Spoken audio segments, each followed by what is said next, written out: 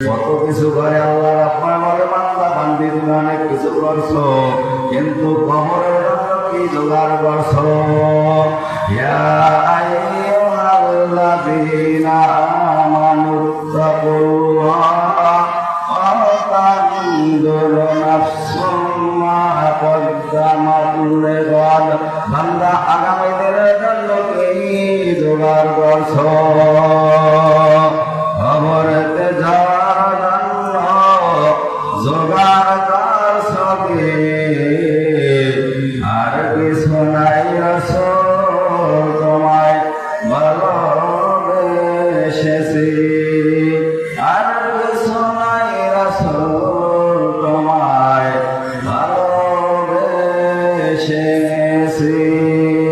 সুবহানাল্লাহ।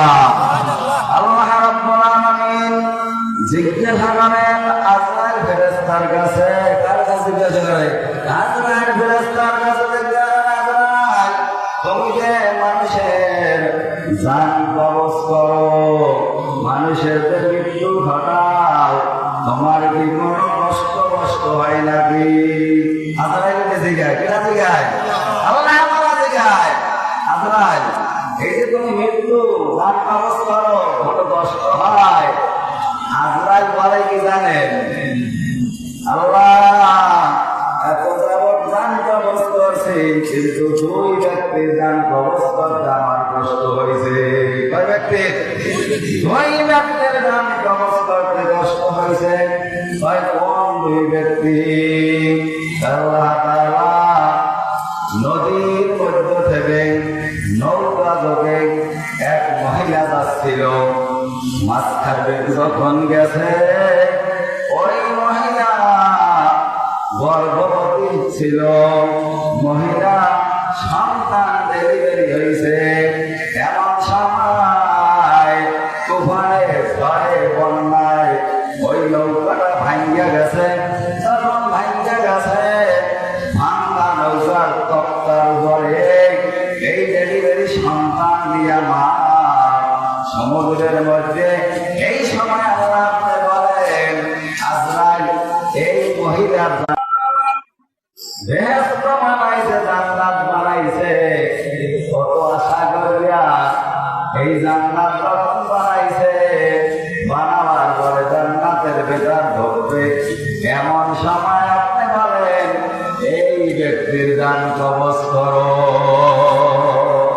আল্লাহ এই জানটা কবজ করলাম, ভাঙ্গা নৌকার তক্তার উপরে সন্তান ডেলিভারি হয়েছে, সেই মহিলার জান কবজ করতে আমি কষ্ট পাইছি, আর জান্নাত বানাইছে, জান্নাতের ভেতর ঢুকবে, এমন সময় আপনি বলেন জান কবজ করো, এই সময় আমি কষ্ট পাইছি।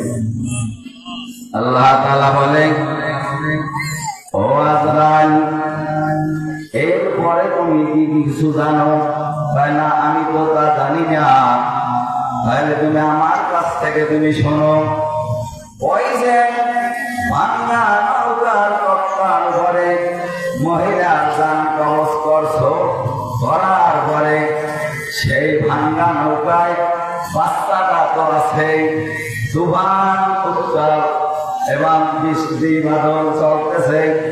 এমন সময় আমি বললাম, হে নদীর পানি তুমি স্থির হয়ে যাও, আর ভাঙ্গা নৌকার তক্তার উপরে যেই বাচ্চাটা, এই বাচ্চার গায়ে জানি কোনো আঘাত লাগে না, বন্যার কোনো আঘাত লাগে না, মাথার জানি লাগে না। আমি সমুদ্রের পানিকে হুকুম দিয়ে দিলাম, আস্তে আস্তে ঢেউয়ের তালে তালে, ঢেউয়ের তালে তালে ভাঙ্গা নৌকার তক্তার উপরে আঘাত করো। আঘাত করতে করতে করতে করতে নদীর ওই পারে নিয়ে যাও।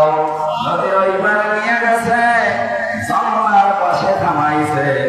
আমি আল্লাহ রাব্বুল আলামিন যমুনার মধ্যে একটা বাঘ ছিল, বাঘ ছিল, সেই বাঘের একটা বাচ্চা হয়েছিল, তার দুধ হয়। ওই বাঘটাকে বললাম, ও বাঘনি বাঘ, আমার শ্রাবণ মাতৃবাদ সৃষ্টির সেরা,